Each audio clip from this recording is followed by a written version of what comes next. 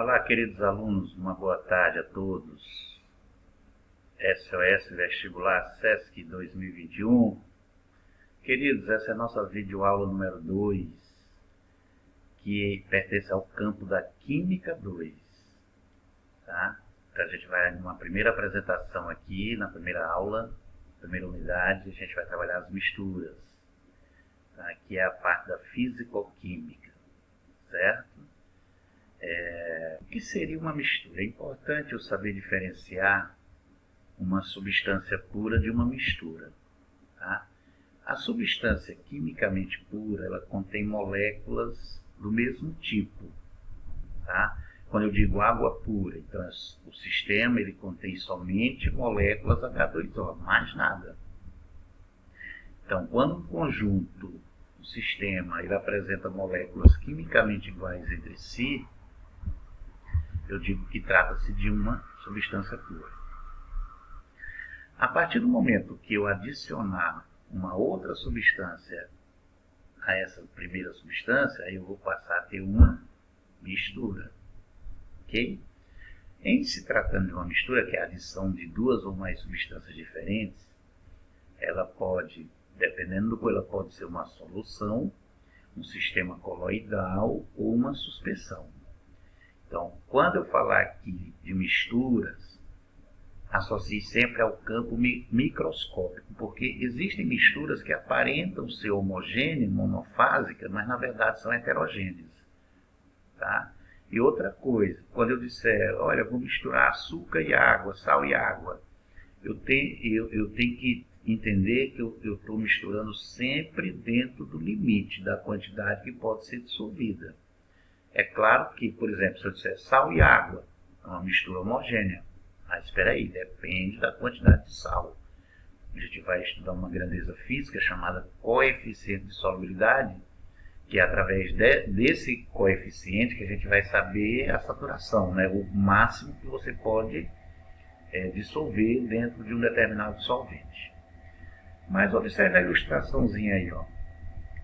No experimento 1, as partículas se distribuem uniformemente por todo o líquido. Então, trata-se de uma mistura homogênea, também denominada de solução. Tá? Todo e qualquer sistema único, onde as partículas você não consegue visualizar, trata-se de uma mistura homogênea. No experimento 2, as partículas não se distribuem uniformemente, areia e água. Com o passar do tempo, é lógico que, devido à densidade, a areia decanta, ela se sedimenta. E aí passa a ser uma mistura do tipo heterogênea. Agora vem um caso que eu falei para vocês, que são misturas que aparentam ser homogêneas. Né? Na verdade, é um sistema coloidal. A gelatina, por exemplo, as tintas. Olha só, ao se adicionar água quente a uma porção de gelatina e agitar, a gelatina se distribui uniformemente por todo o líquido. Nesse caso aí é uma mistura homogênea. Gelatina em água quente. Ok? Na verdade, ela é aparentemente homogênea, mas ela é heterogênea. A gelatina em água, as tintas, o sangue, o leite. Esse aí é bem visível, né? O enxofre em água. Antes da sedimentação, ela aparenta ser homogênea, né? Mas após a sedimentação, vai ser um sistema bifásico. Após a agitação, ocorrerá a sedimentação do enxofre. Num dado momento, as partículas elas se distribuem uniformemente por todo o líquido. Aparentemente, ela é homogênea. Então, o sistema 1 ele é totalmente homogêneo, o sistema 2 aparentemente homogêneo e o sistema 3 literalmente heterogêneo. E aí, gente, qualquer tipo de mistura a gente pode chamar de dispersão. Seja homogênea, seja heterogênea, as misturas são, na verdade, dispersões. Então, os experimentos 1, 3 e 4 mostram substâncias que se distribuem uniformemente em outra na forma de pequenas partículas. E aí a gente chama isso de quê? De uma dispersão, ou seja, são sistemas em que uma espécie se distribui de forma uniforme por toda a extensão de uma outra espécie. A espécie química disseminada, né, que vai ser dissolvida, é chamada de dispersa, e a outra dispergente, ou dispersante. Tá? Por exemplo, água e açúcar. O açúcar é o disperso e a água é o dispergente ou dispersante. Existe um critério que é dado de acordo com o tamanho médio das partículas que se encontram dispersas.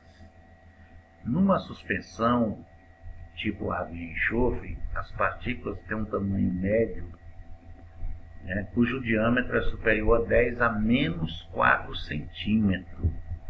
Tá? Num sistema coloidal, o tamanho varia de 10 a menos 4 e 10 a menos 7. Portanto, bem menor, né? Você sabe que número negativo, quanto maior o expoente, menor. Já uma solução, uma dispersão do tipo solução, o tamanho médio das partículas passa a ser inferior a 10 a menos 7 centímetros. Existem outras unidades, como critério de classificação, como por exemplo o nanômetro, o angstrom, que são unidades microscópicas, que também servem para você diferenciar os tipos de dispersões. Portanto, existem esses três tipos: suspensão, são as misturas grosseiras, né, vistas inclusive a olho nu, as dispersões coloidais e as soluções. Tá? Nesta unidade, nós vamos priorizar o estudo das soluções. Tá? São sistemas homogêneos, tá? Totalmente homogêneos. Elas podem ser gasosas, como exemplo aí o atmosférico. Ela pode ser do tipo sólida, como é o caso das ligas metálicas, tá? Ou elas podem ser soluções líquidas, quando eu dissolvo, por exemplo, açúcar na água. O conteúdo total, é claro que ele é líquido. É um sistema líquido, porém de componente sólido mais líquido, mas o conteúdo total é uma solução líquida. Então, quanto ao estado físico, as soluções elas podem ser sólidas, líquidas ou gasosas. A gente modifica um pouquinho a nomenclatura. Nas soluções, o dispergente a gente passa a chamar de solvente, geralmente água, né? Soluções aquosas. O disperso é o soluto, tá? E aí ele cita o exemplo aí, água e açúcar. O açúcar é o soluto, a água o solvente. Gente, muito básico, muito fácil de assimilação, não é isso? Então, se numa solução, uma aplicaçãozinha bem elementar, numa solução aquosa de ácido sulfúrico, o soluto é quem? O ácido, porque é ele que vai se dissolver em água.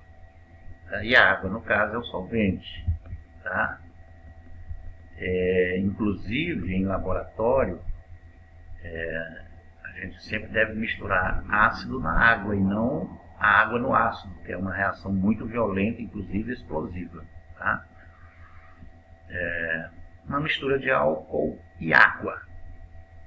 Seria então o que? Um sistema homogêneo, né? Do tipo líquido.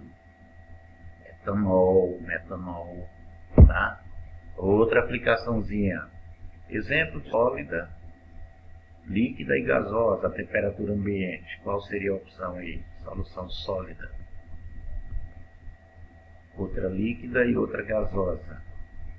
Obviamente você marcaria que opção? Letra A, né? O 18. Qualquer liga metálica é uma solução sólida. Né? Já uma solução do tipo líquida, qual seria a coluna 2 aí? Água do mar, lágrima, água, gasolina, chumbo derretido. Né? A lágrima, né, contém partículas sólidas dissolvidas na água, no caso uma concentraçãozinha baixa de sais, né? E uma solução totalmente gasosa, qualquer mistura de gases é uma solução gasosa, o ar atmosférico filtrado. Portanto, letra B de bola.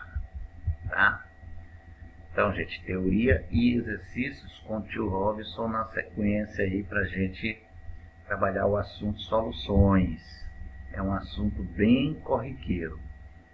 Em laboratório, né, você trabalha de forma a dissolver o soluto numa quantidade padrão de solvente, onde tem os parâmetros físico-químicos, né, os parâmetros como pH, temperatura, turbidez. Eu quero, por exemplo, determinar os parâmetros físico-químicos da água tratada.